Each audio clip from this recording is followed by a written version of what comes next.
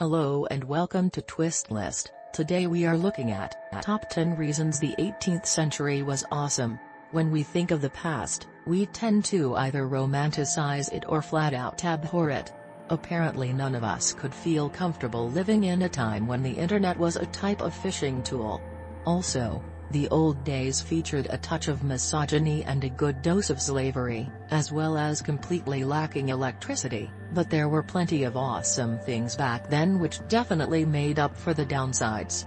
Things like At number 10 we have Great Safeguards for the Poor. Socialism, which features a strong welfare system, is looked upon poorly in some countries today. But this was not always the case. During the 18th century, the English Parliament passed 3 different laws allowing for welfare for the unemployed, and these weren't handouts, either.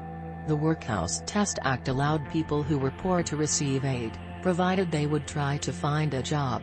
The law even gave churches the ability to get federal aid so that they could feed and house the poor. But this leads to a problem: what if there weren't any jobs to get? The government had your back on this too. Building projects were commissioned purely to provide jobs for unskilled laborers who were out of work. These called follies were mainly aesthetic, and some of them are still around today. The 9th spot on the list is occupied by Education was easy. Let's say you wanted to become educated, or at least aware of the world, in 18th century Europe. The only problem is that you're flat out broke. Well, in London and all over Europe, coffee houses were on the rise. Unlike the hipster dens of today, these coffee houses drew intellectuals like professors or students from universities like Oxford and Cambridge. For a penny, people could buy a cup of coffee and listen to these great minds discuss the state of the world or whatever field they were an expert in. Essentially, you could get free lectures in all sorts of topics. Historians say that these coffee houses eventually led to a massive literacy spike that also resulted in hundreds of new newspapers all over Europe. Number 8 on our list is the Frankest Movement. Around 1750, in Poland, a man named Jacob Frank started gaining notoriety for claiming to be the Messiah of both the Jewish and Christian religions. Had he chosen to be the Messiah of the Muslim faith as well, he would have had to fight himself in a death match. He knew when to stop. Not only was he not declared legally insane, but he actually started accumulating a large following. The new Frankest movement wasn't welcomed by everyone, however, and many of its members were excommunicated by the Polish Church. But why is this featuring on our list? Well, it so happened that Frank believed the closest way to get to God was through ritualistic orgies, which he performed regularly. The Frankists held so many orgies that it's what they're now known for. So yeah, if you lived back in the 18th century, you could have joined an orgy cult. Mull on that. At number 7 we have the coolest best-selling books. Most popular books today are reasonably well written. That's why they're best-selling. But best-selling books in the 1700s were nothing like those of today. Just like the books popular today, popular 18th century books reflected the society's culture. But unlike that of today, culture in 18th century London was chock full of prostitutes. Seriously, they were everywhere. Naturally, one of the most popular books of the 1700s was called Harris's List of Covent Garden Ladies. For those of you not acquainted with Old English innuendo, it was essentially a guide for picking out the best prostitute. Kind of like Yelp for brothels. Number 6 on the list is the coolest animal attractions. If you lived in the 1700s, London was the place to be. The city would get a number of circus attractions every year, and while some of them were the usual bearded lady, sometimes they got insane animals. The learned pig, for example, was an attraction that debuted sometime around 1760. It had been trained using classical conditioning to do math, tell the time, play cards, and even read your future. The pig was a huge success, and inspired a number of imitations, including one pig in the States that was eventually accused of witchcraft and had to go on the run. That's not a joke.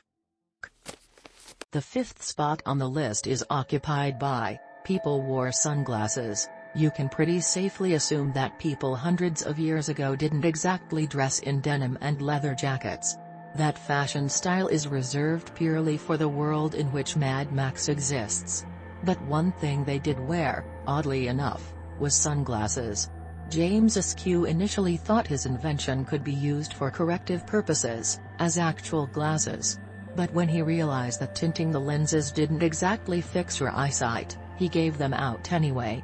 These early sunglasses were usually tinted blue or green, making them 100% cooler than the ones we have today. Number 4 on the list is, people drank soda. Speaking of cool things people did back in the 1800s that you wouldn't expect, the first soda water was being handed around too. Joseph Priestley was the first person to invent soda water by mixing oxygen and water. Since he was primarily an academic chemist and a philosopher, he didn't capitalize on it. But J.J. Schwepp, whose name you may recognize from Schweppes ginger ale, did exactly that. His business exploded, and people have been drinking fake bubbly ever since. At the third place we have, amusement parks were a thing. Okay, that title is technically incorrect. The 18th century didn't exactly have roller coasters or bungee jumping. Well, they sort of did, read on, but they did have parks set aside for entertainment purposes. Known as pleasure gardens, these public parks were initially constructed for the very rich, but over time, people from every class and race started visiting them, making them some of the only places where the rich and poor could mingle without friction. Despite sounding like the title of a bad adult film, pleasure gardens usually hosted outdoor stages for concerts and plays, as well as gazebos, shops, and zoos. And yes, some pleasure gardens in Russia even had actual roller coasters while others had the first carousels. Some pleasure gardens even lived up to their names and hosted harems for public enjoyment. How thoughtful. At the second spot is, Christmas was awesome. Unlike today, which sees Christmas associated with shopping and confined to a single day, 18th century Christmas took the whole 12 days of Christmas thing rather seriously. Feasts, parties, presents, games, and other festivities were celebrated for 12 consecutive nights with no decrease in the fervidity. Sure, businesses could only close on the 25th, but the whole period was still considered an official holiday. As if that wasn't enough, when all of it was done, the party started right back up in mid-January on a holiday known as Twelfth Night. Some say that the 12th night was actually a larger holiday than Christmas. Interestingly, on this holiday, people were supposed to reverse the normal order, making it a kind of glorified, government-sanctioned opposite day. And finally, at number 1, beer was abundant. In order to curb public intoxication, 18th century English Parliament passed the Beer House Act, which allowed anyone to get their hands on a dirt cheap alcohol license that only permitted the sale of beer, as opposed to the more dangerous spirits. This led to the rise of beer houses, which often simply involved people selling beer from their front porches. Unsurprisingly, you can't fight an epidemic of drunkenness by making it easy for people to get drunk, so England eventually passed stricter laws. Thanks for watching. If you enjoyed this video and would like to see more, then please hit the subscribe button.